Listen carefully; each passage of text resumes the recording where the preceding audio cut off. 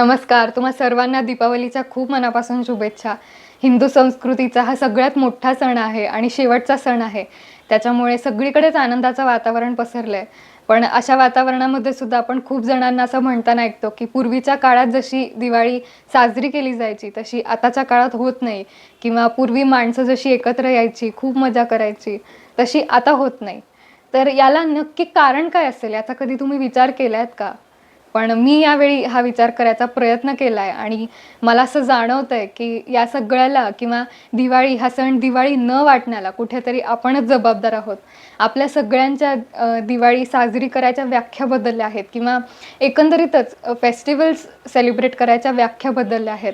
आपण आपल्या कामाला, अभ्यासाला जास्त प्रायोरिटी देतो असं मला वाटतं आणि कळत-नकळत या आपल्या हिंदू संस्कृतीकडे थोडं दुर्लक्ष केलं जातंय, जे होऊ नये. असाच एक मनामध्ये थॉट येऊन गेला, की दिवाळी ही जर एखादी स्त्री असते किंवा एखादी व्यक्ती असती आणि खरोखरीच आपण या सणाच्या दिवशी तिचं दारात स्वागत केलं असतं, तर ती या सगळ्या बदललेल्या पद्धतींकडे बघून काय म्हणाली असती? हाच एक साधा विचार करून मला यावेळी कविता सुचली आहे आणि आजची कविता ही मी लिहिली आहे. कवितेचं नाव आहे दिवाळीचं म्हणणं. खरं तर मी कविता लिहिणारी व्यक्ती नाही, पण ही कविता आपोआप झाली आहे असंच मी म्हणेन आणि पहिला प्रयत्न आहे. तर काही चुकलं असेल तर मी आधीच माफी मागते आणि कविता सादर करते. दिवाळीचं म्हणणं.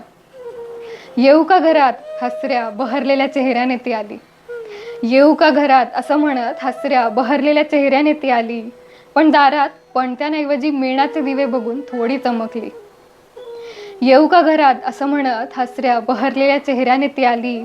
पण दारात पणत्यांऐवजी मेणाचे दिवे बघून थोडी चमकली. नाही, काही बोलली नाही ती, पण डोळ्यात तिच्या दिसलं. काही बोलली नाही ती, पण डोळ्यात तिच्या दिसलं. तिचा पडणारा चेहरा बघून सणादिवशी माझंच मन बसलं. मी पटकन तिला ओवाळले.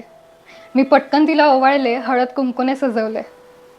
मी पटकन तिला ओवाळले, हळद कुंकूने सजवले आणि युगांच्या प्रवासाने थकून आली असेल म्हणून फराळाचे ताट पुढे केले.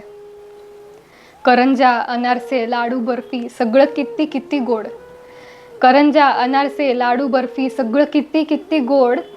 मग स्वतःलाच टपली मारून बडबडले, अगं चिवड्याचं पाकिट तरी फोड. ती अचानक थांबली. सगळं बाहेरून मागवलंय अशी विचारणा केली. ती अचानक थांबली. सगळं बाहेरून मागवलंय का अशी विचारणा केली. जीभ चावत इकडे तिकडे बघत हो म्हणताना मला जरा लाजच वाटली. ती थोडी खिन्न, निराश, हताश म्हणाली, का बोलावलत मला?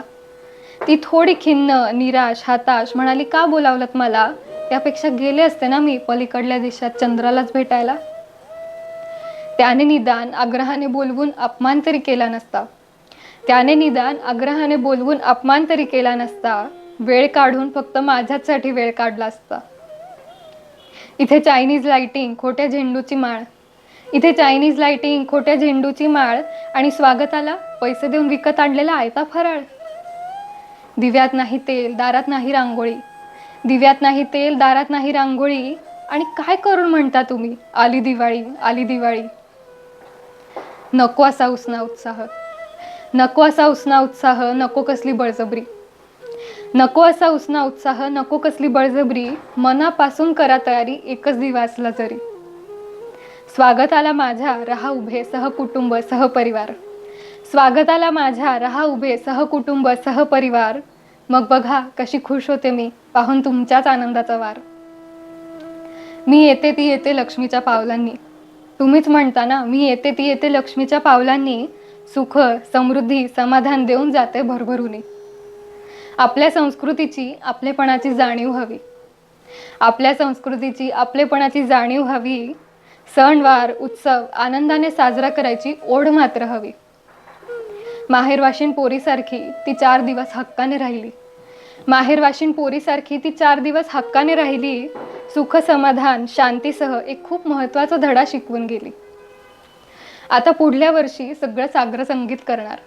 आता पुढल्या वर्षी सगळं सागर संगीत करणार. घरचा फराळ अस्सल फुलांनी घर सजवूनच मग दिवाळीला बोलावणार. आता पुढल्या वर्षी सगळं सागर संगीत करणार. घरचा फराळ अस्सल फुलांनी घर सजवून मगच दिवाळीला बोलावणार.